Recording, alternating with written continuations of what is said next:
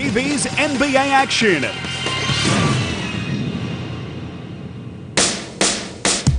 This week we follow King James as he holds court in Cleveland. Plus some happy homecomings, Tim Duncan and St. Croix. John Stockton returns to Utah for the ultimate tribute, while the Nets' Eric Williams is back in his native New Jersey. And as always, we'll have the top 10 plays of the week. Fires a three. Got it! Whoa. He hit it! Whoa. He hit it at the buzzer! Get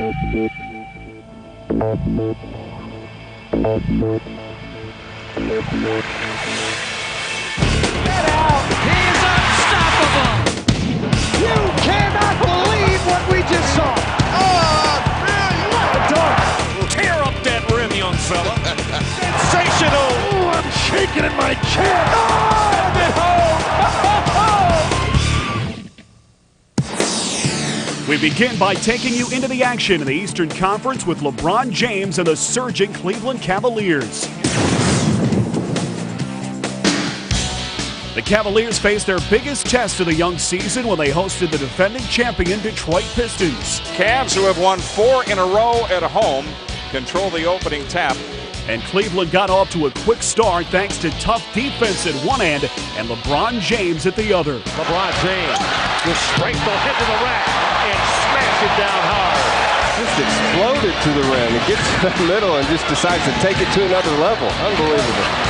It's the Cavaliers on the attack, and LeBron James serves up another one. About a minute for the quarter.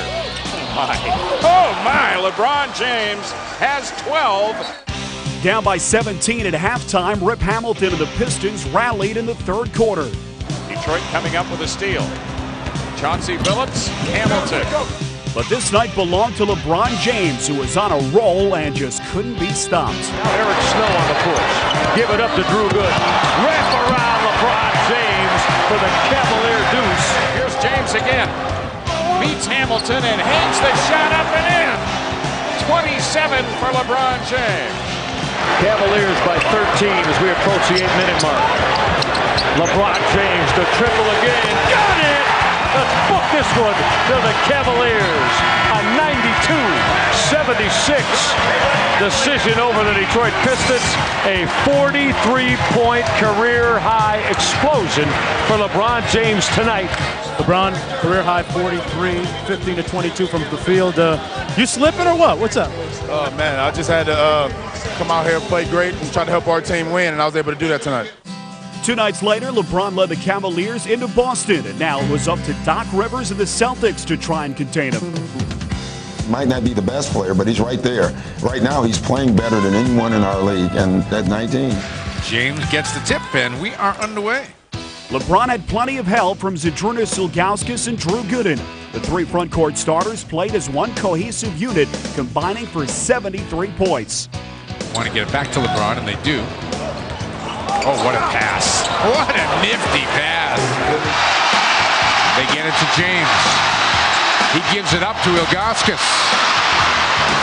All right, let's see what the Celts call on the inbounds play. They got 6 seconds.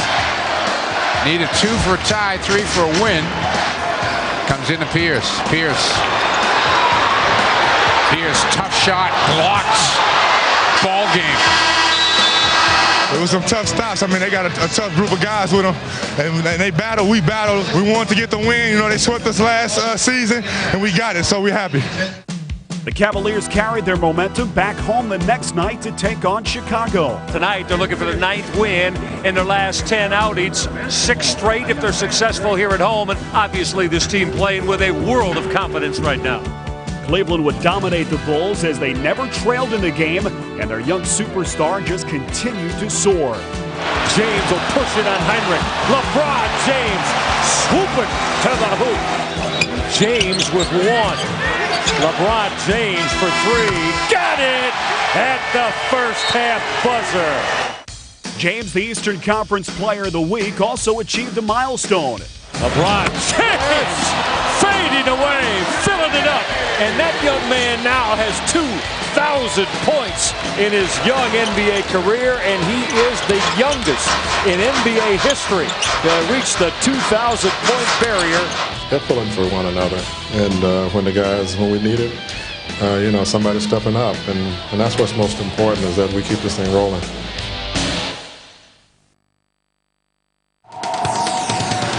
You're watching NBA action on Fox Sports Net. Now we take you back into the action as the Spurs' Tim Duncan heads back to the place where it all began. The Virgin Islands has always been known for its beautiful beaches, incredible sunsets, and irresistible charm. Tourism draws millions of visitors, but its most famous export is a product of St. Croix, who became an NBA champion. Looking back, I really grew up in a very great location, a small community. You know a lot of people. A lot of people know you, and but it's a lot of fun because you have the beach atmosphere. You can go everywhere, and you kind of know people, and so it's very relaxed, very personal. Timmy, nice to meet you. First time I see you for Excuse me, Mr. Duncan, I could get your signature, please. What's up, my man? How old are you? You're 5? How old are you? 11. I'm 27. Fun and personal is just how Tim likes it whenever he pays a visit back home. It's exactly what you'd expect from a Crucian. And a person who's born in St. Croix is called a Crucian. Okay, so that's what we are. Those of us who are born and live in St. Croix are referred to as Crucians. Crucian. You gotta say it like that, Crucian. A Crucian person is a person that has been taught to work hard, study hard, get in school and get your studies under your belt. My parents were so into that, just making sure you work hard, make sure you concentrate so much on school and be the best at what you're doing. And knowing that even if you've reached a level, there's no level you can reach, so you got to push yourself even harder. I think that's something instilled in my sisters and I from young, and I think we've lived by that. Even with his strong work ethic, few could have predicted that young Tim Duncan would someday make it to the NBA. Growing up, basketball was the last thing on his mind. I always remember him as being a skinny little boy, always shivering when he came from the pool over there. And even though it would be 85 degrees, temperature, I would go to pick up my kids and he would be there skinny and shivering. A lot of people used to look down on him because they just used to say he was tall and he never used to dunk as much. This is where Tim lived. This is where he grew up as a child until he left to go to college. He was into video games. I'd ride by his house and I'd try to, you want to go bike riding? But nah, he'd be inside playing like Nintendo 64 and stuff like that. Tim and his sisters, they would go out in the pasture land and go and climb the guinea trees. Like most other kids in St. Croix, Tim always loved being near the ocean. So at an early age, his mom started taking him to the country day pool and signed him up for swimming lessons. Timmy started out like a lot of our kids down here, probably at 5 or 6 years old, and he took to it. He enjoyed it. His sister was swimming at the same time. She's a little bit older than he was, and he took to it like a fish to water.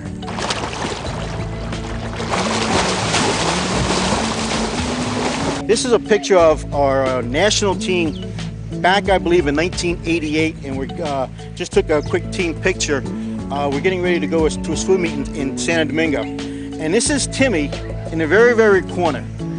And this is his sister next to him. You can see Timmy, he's real shy, and he's kind of peeking over the girl in front of his shoulder. To swim anywhere from 5,000 meters to 8,000 meters a day. Driven by his sister's success, Tim continued to push himself in the pool, and his mother became his biggest fan. My mom would go to work at night and come home and still take us to our swim meets and still be up all day cheering us on, and that's the kind of person I was around. I was brought up by, and when you're around that, you got no excuses to make. Timmy's about 12 years old, and we're swimming in a swim meet in Mission Bay in Florida. And Timmy is a little bit bigger, even to the stateside kids. Well, Timmy came in and he just swam his heart out. That was Timmy's competitiveness back then. Well, Timmy gets out of the pool and we're all congratulating Timmy because he made the qualifying time. Next thing over the loudspeaker comes Tim Duncan, the Virgin Islands, just set a U.S. top 16 time for his age group. At that point in time, we felt we had something special. But while young Tim was setting records, he would eventually leave his swimming career behind and head off to basketball stardom in the United States. We're back with more of NBA TV's NBA action. Time now for NBA.com, beginning with a tribute in Utah for a Jazz legend. In the 1984 draft, the Utah Jazz selected a little-known point guard from a small school, John Stockton of Gonzaga. I'd like to say I'm very excited at the possibility of playing with the Utah Jazz. Cross court right to Danley, stolen by Stockton. Jazz on the move, down the left side, he's got the mailman. Joining Karl Malone to form a devastating duo, Stockton became the NBA's all-time leader in steals and assists.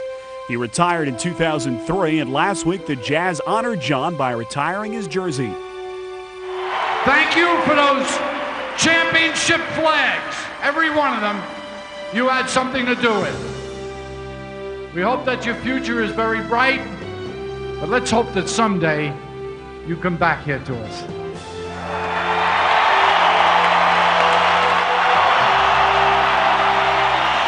Number 12 goes up here in a few minutes. I want you all to take pride in it because y'all had something to do with it. You came every night.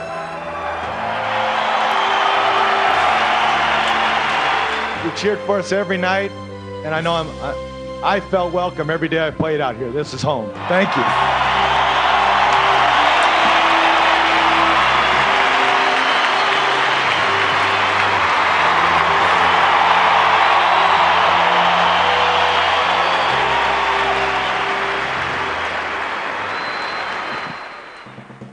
Hubie Brown's coaching career began in the ABA. He would then go on to success in the NBA, guiding the Atlanta Hawks, the New York Knicks, and most recently the Memphis Grizzlies. Last season, Hubie led Memphis to a dramatic turnaround, a 50-win season. For the Grizzlies, they are in the playoffs for the first time in their franchise history. Brown won the 2004 Coach of the Year award, but last week announced he was retiring from the Grizzlies. Hubie cited health reasons and said it was time for him to step back from the demands of coaching. I need, on a daily basis, an energy and a stamina. And then with me, it's a spirit. See, they're the things that drive me into the passion that you have for your game.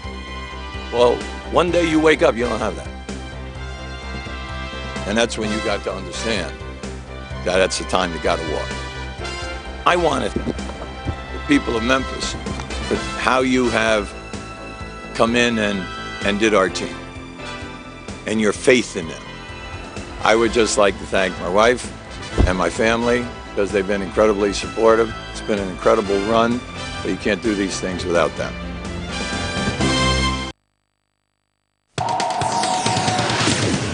Time now for more of NBA TV's NBA action.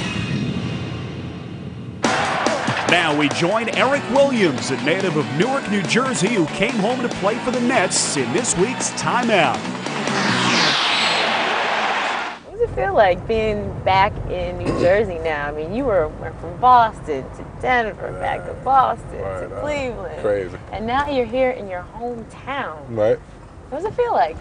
In this league right here in the NBA, you never know what's going to come to you tomorrow.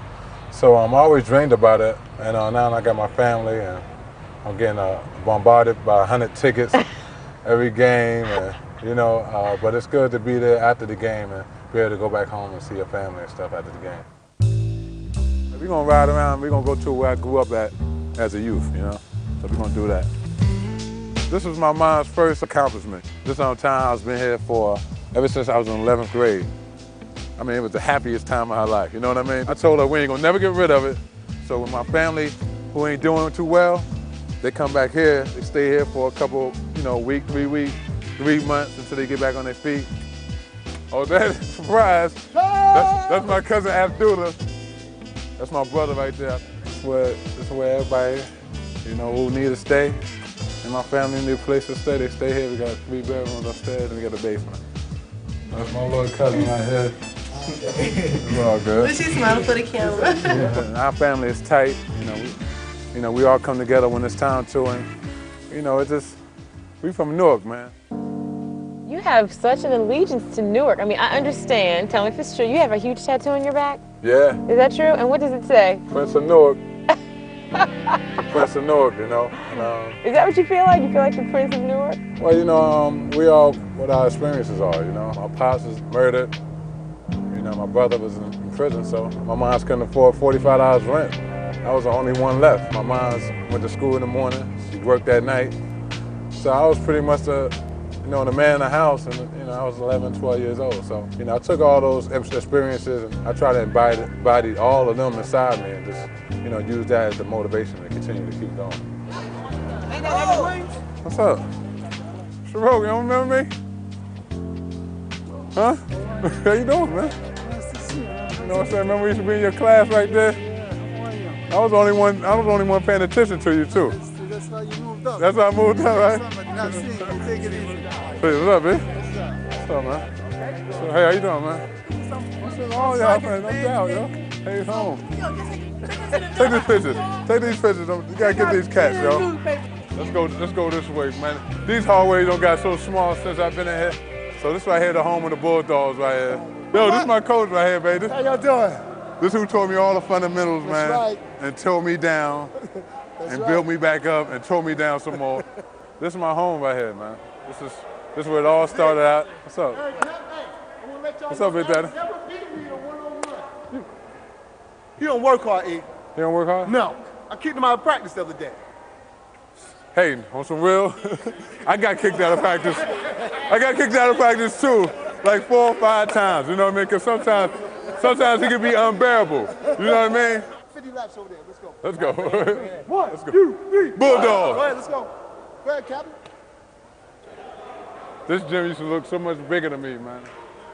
Oh, yo, yeah? hey, yo, 50 laps. Michael X, baby. We out. What's the most important thing you think you bring to this team? Experience. I've been through a lot of situations. You know, I've been on a lot of different teams, and I can give them just the experience and just keep going on. It's a marathon. It's not a sprint. And I'm pretty much just trying to help them out as much as I possibly can because we got a lot of young guys. This is where I started playing my ball at. This is the hole? This is the hole right here, man. Tell me about the hole. You know what? They say you can play in the hole, you can play anywhere. All this stuff used to be packed, sitting on the rail, guys all up around here. You know, ladies, this was the joint right here, you know what I mean? So the court was tight, you know what I'm saying? We were playing a full court. So you got 10 men out here on this tiny court trying to play basketball. It was tough, man. That's where I got all those little spin moves from because you had to, you know, there wasn't a lot of room to operate, you know what I'm saying?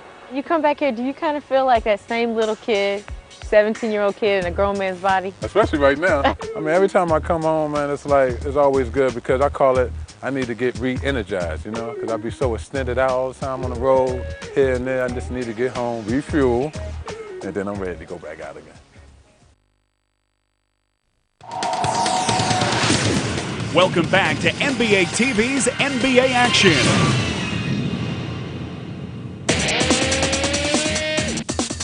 Now it's time for the top 10 plays of the week in our NBA TV Countdown. Starting at number 10, the Raptors get it to Vince Carter just in time. It's caught by Carter, turns, shoots, bam! Vincent Lamar Carter! At number 9 is this dazzling display of teamwork by the San Antonio Spurs. And here comes Payne Udrih after the rebound, and then Ginobili to Duncan. What passing! My goodness! At 8, the Pistons run the inbounds play to Rip Hamilton for the game winner. Prince comes under to Hamilton. He scores with 1.3 left. And Miami is taking a timeout as Detroit leads by 1. Coming in at number 7 is some razzle-dazzle on a run by Chris Webber. Oh my goodness, Chris Webber! Spectacular play. Webber around the world. At number 6, Fred Jones shows why he's the reigning slam dunk champion. Fred Jones with the step. Well, Fred Jones. At 5, the Raptors clear the runway for this flight by Air Canada. Fire. And their proliferation punctuated by this ferocious stuff. At 4, with the Wizards down 3 in the final seconds, it's up to Jarvis Hayes. Jarvis Hayes fires a 3.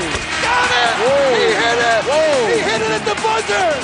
Oh my, what a shot by Hayes to tie it at 103. At 3, in overtime of the same game, Allen Iverson steals the spotlight. Iverson stole the ball! Iverson stole the ball! And he scores! And how do you like that? Checking in at number 2, the Hawks were ready to fly, but Dwayne Wade flew higher. Driving on Wade. Oh, what a block by Dwayne Wade! Incredible! Meeting at the summit, won by Wade. And the number 1 play of the week comes from the Spurs' Brent Barry and Devin Brown. Brown with a steal to Barry, looking to Brown! That was special. Special player, special pass, special finish. That's our show for this week. Thanks for watching. Last week, fans on NBA.com said that this alley-oop from Chucky Atkins to Kobe Bryant was the number 1 play of the week, and it's certainly worth another look. Remember, you can vote for your favorite play all season long by logging on to the league's official website, NBA.com.